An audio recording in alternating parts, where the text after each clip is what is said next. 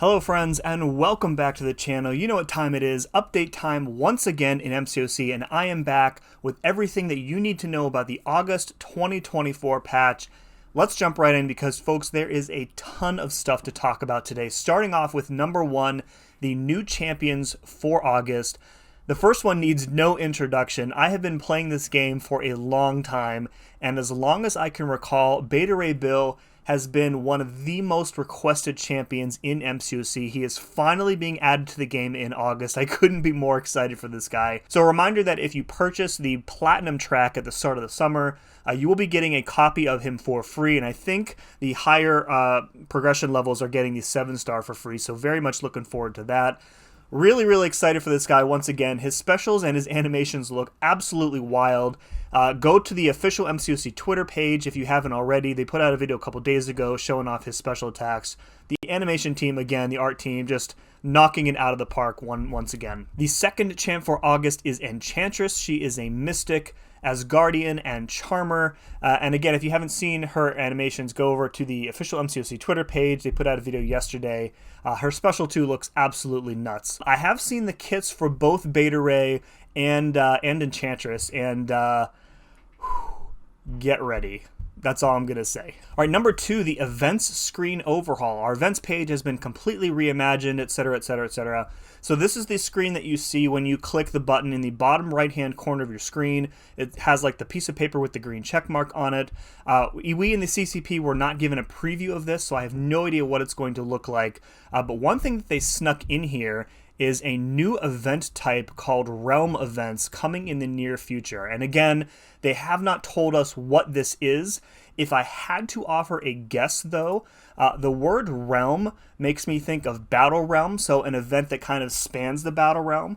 And the thing that I immediately thought of was that Road to the Crypt thing that they did for Necropolis, where every time you died in Necropolis, it added to like a global counter, and then as the deaths increased, rewards were given out for everybody.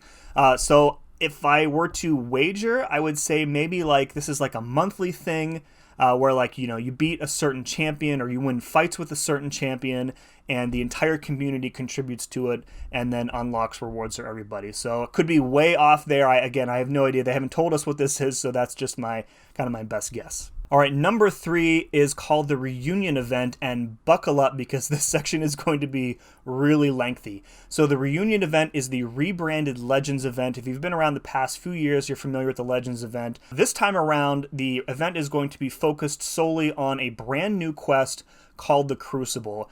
And folks, let me tell you that without exaggeration or hyperbole, I have never been more excited for a piece of solo content in MCOC ever. So this is the quest where you're going to get the final piece of Deathless Vision this month, and the idea of the quest is that it is every boss fight from Act 7 all in a row. So I believe there are going to be 2 difficulties. The normal one splits all the boss fights into 4 separate quests, I think, so like 7.1, 7.2, etc., etc. And then the hard difficulty is all 66 boss fights in one long path. And to make matters worse, you are limited to a single champ on your team. And I know that sounds awful. However, what makes this quest so exciting for me in particular is the addition of new tech called Elimination Choice Nodes. So these nodes are going to be between every fight on the path, and they will force you to swap out your champion for a new one. So kind of like in Incursions, you have the option to swap out. This node is going to force you to swap out your champ. And the node is also going to heal you back to full, so you'll be at full health before you go into every boss fight. And then once you use a champion, though, you cannot use them again for the rest of the quest, just like in Incursions. They are going to be locked out. So for 66 boss fights on the hard difficulty, you're going to need 66 unique champions to beat all the bosses. Now you can use champions of different rarities, and they will count as unique champions. So for example, if you have a 6-star and a 7-star Onslaught both ranked up, those will count as 2 unique champions, and you will be able to use them both in this quest.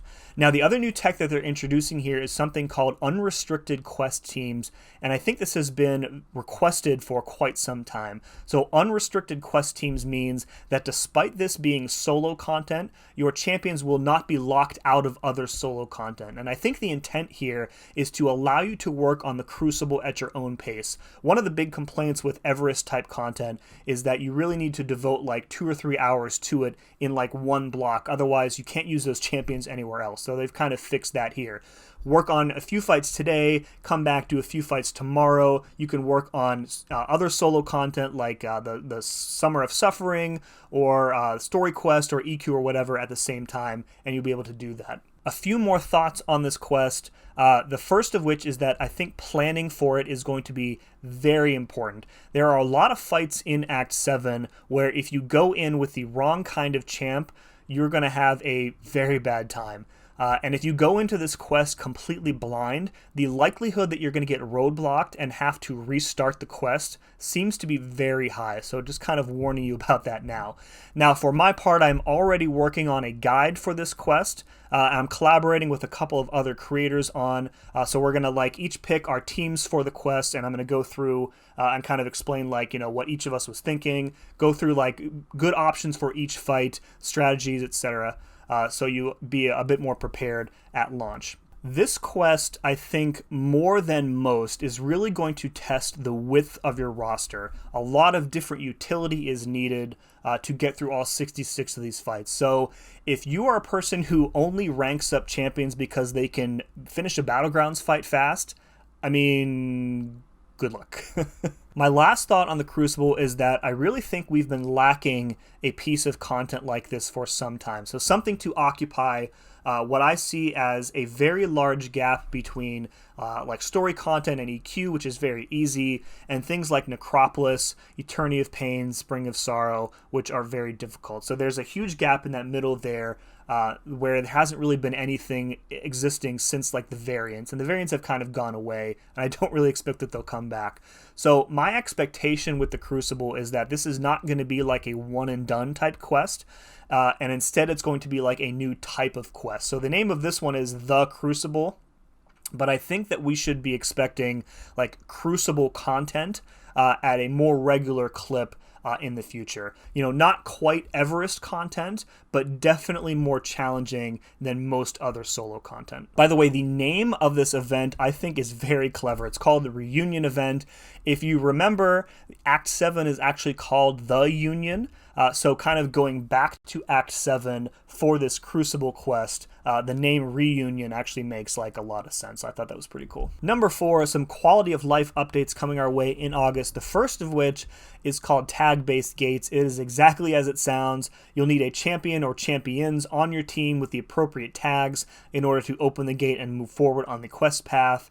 These are going to be introduced in raids, where they will be used to prevent players from going down the wrong roll boost path. And that has been a problem, I think, since raids were introduced. If you accidentally click the wrong roll boost path, you're basically screwing yourself and your squad for the entire week. So I'm glad they were finally able to fix that. The second update is something that I'm sure many people are going to be excited about, the Battlegrounds Offseason. That will begin at the conclusion of this current season, which is season 20, and it's going to be a true off-season type experience. So there will be no Elder's Marks used. You can only use energy to play.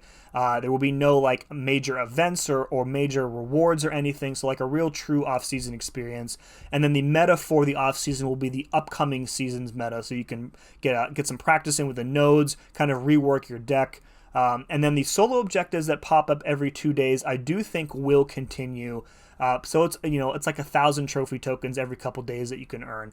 And as someone who does as little Battlegrounds as possible, I really appreciate kind of what they did with this. It gives the people who really enjoy Battlegrounds basically like an always-on type option for playing. But for people like me who only do Battlegrounds for the rewards, I really don't feel like I'm missing out on anything. And 1,000 trophy tokens every couple days, whatever. I don't really care. But if you are somebody who really enjoys Battlegrounds, I hope you are very excited to be playing it all the time.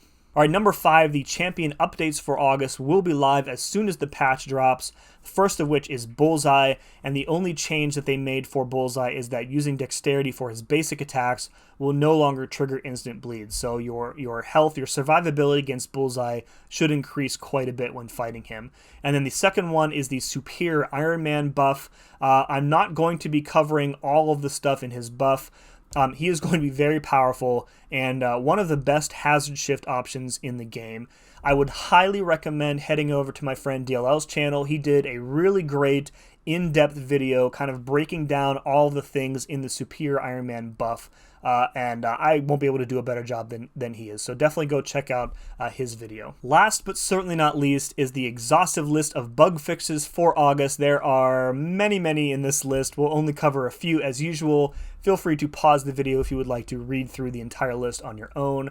The first one I want to call out is this one here. Red Skull can no longer deal damage back to you if you hit his block with the striker. I actually didn't know that this was a thing until I actually saw it in this list. But yeah, that's pretty cool. It makes sense, I guess. Second one is this one here. Added the Stark Tech tag to several champions. This is interesting because I can see this being used potentially for like a future Karina's challenge, or maybe some tags for like these upcoming Summer of Suffering fights. One of the Valiant or Paragon objectives might be something with Stark Tech, so something to kind of keep an eye on there. Number 3, Domino will now trigger critical failure whenever Negasonics Incinerates fail. And then last but not least, this is a really interesting one. Fixed an issue with Dragon Man's power gain not re-triggering after being neutralized. This has been a thing with Dragon Man since he was introduced to the game. If you caused his power charge to fail via ability accuracy, not just neutralize, although neutralize is a form of ability accuracy reduction, but like if you use Magneto or Apox Concussion, the power charge would go away and it would never come back. And it made fights with Dragon Man, especially in like the Gauntlet, the Grandmaster's Gauntlet, really, really easy. So that will be fixed going forward, and the power charge will actually successfully re-trigger after, I think it's like 10 seconds or so after it's been neutralized. So something to keep an eye on there. Dragon Man fight's about to get a little bit harder if you're relying on defensive ability accuracy reduction.